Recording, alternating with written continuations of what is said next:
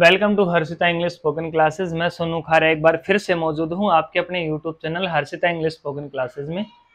आज हम एक नया लेसन और एक नया स्ट्रक्चर लेके आया हूं आपके सामने। जो भी लेसन मैं आपको पढ़ा रहा हूं अगर वो आपको समझ में आ रहे हैं एक अच्छे तरीके से, तो आप सभी साथी एक बार कमेंट जरूर कर दिया करें भाई।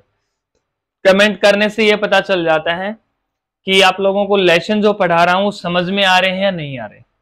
अगर नहीं आ रहे तो भी आप लोग कमेंट करें, और अगर आ रहे हैं तो भी आप लोग कमेंट करके जरूर बताएं। आज का लेसन है, हमने पहले एक लेसन पढ़ा था, if I had time I would go there. ठीक है, ये वाला लेसन हमने किया था। आज का लेसन है इफ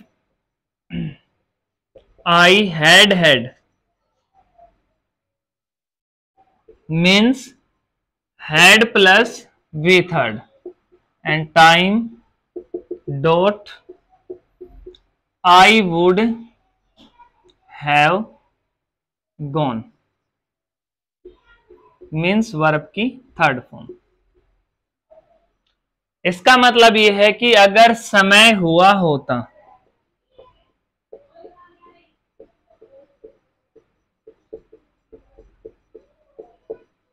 ठीक है तो चला जाता। मतलब ये है कि I did not go and I did not have time.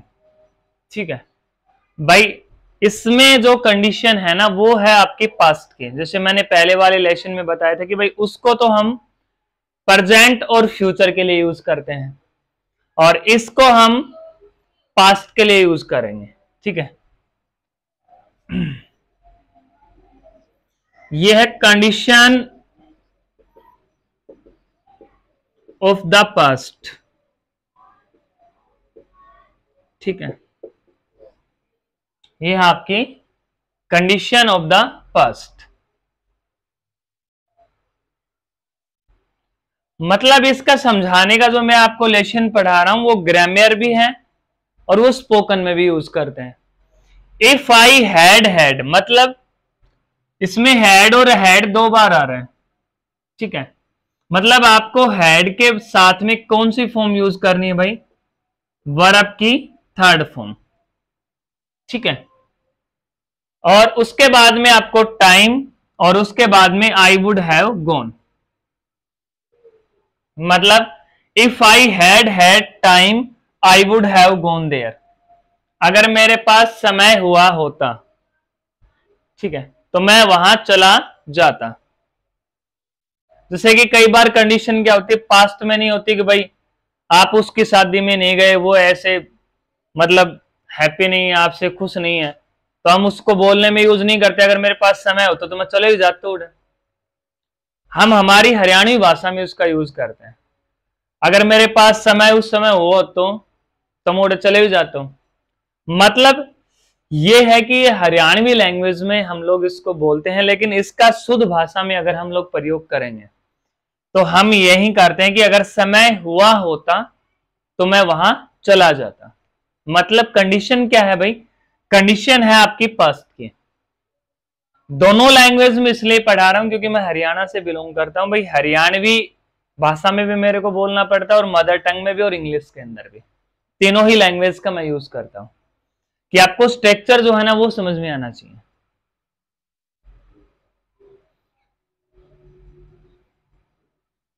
If जैसे कि एक एग्जांपल की बात करूं, इफ आई हैड 50 रुपीज या 100 rupees in changes so I would have given him. अगर मेरे पास 50 रुपए के खुले हुए होते तो मैं उसको उसी समय दे देता। ठीक है, मतलब ये था कि मेरे पास 50 रुपए के खुले भी नहीं थे और मैंने उसको दिए भी नहीं।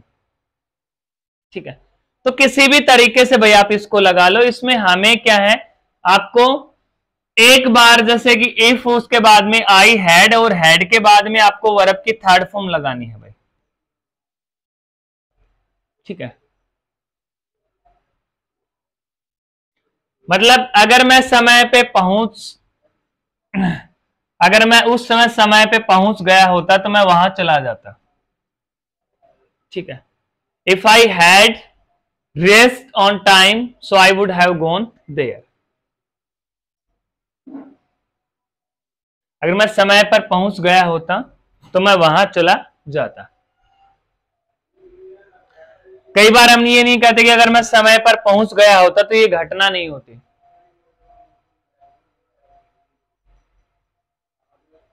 If I had rest time so it would have not done. मतलब किसी भी तरीके से आपको यह है कि ये कंडीशन क्या है कि ये कंडीशन पास्ट के बारे में, हम पास्ट की टॉकिंग कर रहे हैं और पास्ट के बारे में ही हमें इसमें बताना होता है। अगर इस प्रकार से ये कार्य हुआ होता, ठीक है, अगर उसमें हम यूज करें समय बता रहे हैं, लेकिन समय क्या है, समय पास्ट के बारे में बात कर रहे हैं कि भाई उस समय अगर मेरे पास समय हुआ होता तो मैं वहां उसकी शादी में पहुंच गया होता।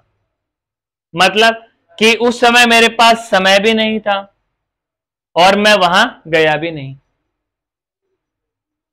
कंडीशन डिड वाली है भाई इसमें, जैसे कि डिड का लेशन हमने किया था पास्ट के बारे में, वो कंडीशन इसमें डिड है कि वो किया भी नहीं और हो भी मैंने मेरे तरीके से वो कोई कार्य है वो कंप्लीट भी नहीं हुआ।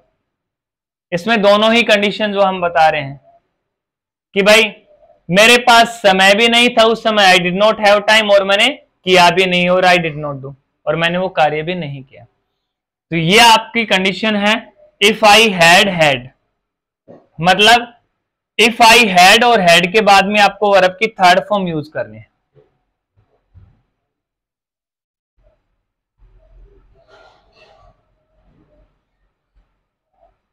आर यू अंडरस्टैंडिंग और नॉट?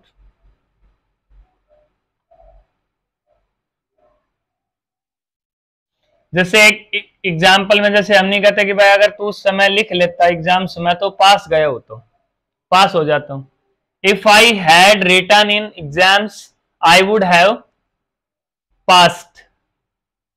मतलब उसमें भी थर्ड फॉर्म और इसमें भी हमें थर्ड फॉर्म लगानी है। उसमें हम लोग गोट भी यूज कर सकते हैं, if I would have got, ठीक है। और उसमें आप लोग डायरेक्ट भी वर्ब की थर्ड फॉर्म, भाई इसमें बोलने के अंदर हम सेंस के अंदर इस चीजों को यूज है वो हम लोग कर सकते हैं, ठीक है। तो आज का जो लेसन है वो आपके सामने यही है जो मैंने आपके सामने लिखा हुआ है कि भाई इफ आई हैड, किसी भी कंडीशन को आपको देखना है कि भाई कंडीशन किसकी है। अगर कंडीशन प्रेजेंट और फ्यूचर की है तो इससे पहले वाला लेसन जो मैंने पढ़ाया था वो आपको यूज करना है, if I had second form of verb time और आई वुड प्लस वर्ब की फर्स्ट फॉर्म प्रेजेंट और फ्यूचर के लिए। और अगर कंडीशन भाई आपकी पास्ट की है तो हम इसमें यूज करेंगे इफ आई हैड के बाद में वर्ब की third form and after I would have plus V third. ये would have plus V third का लेसन भी मैंने करवाया था कि इसमें सिर्फ ता है, ती है, ते है नहीं आता, ता ती ते ओनली। ज्यादातर पर्सन्स को देखा है कि ता है, ती है, ते है, सिर्फ इसमें ता ही आएगा भाई। मैं लिखता, मैं पढ़ता, मैं बोलता हूं तो डूडज वाला लेसन है। ये एक चीज और कंफर्म करने ला, ये would have plus V third है, इसमें ता है, ती है, ते है नहीं आएगा, सिर्फ ता। मैं लिखता, मैं पहुंच जाता, मैं शादी अटेंड करता लेकिन की नहीं, कोई भी कार्य किया नहीं मैंने, ठीक है। सिर्फ उसकी एक कंडीशन बताई है कि अगर ऐसा होता तो ये कार्य हो जाता, ठीक है। तो यहां पे भी आपको इसमें हैड के बाद में बाय वर्ब की थर्ड फॉर्म और आपका टाइम, उसके बाद आपको I would have plus V third जो है वो हम यूज करेंगे। अगर समय हुआ होता तो मैं वहां चला जाता, ठीक है। सो आज की जो आपकी कंडीशन है, आपका स्ट्रक्चर है वो यही है। मिलते हैं फिर एक नए स्ट्रक्चर के साथ में आप सभी के सामने। जब तक के लिए नमस्कार, थैंक यू।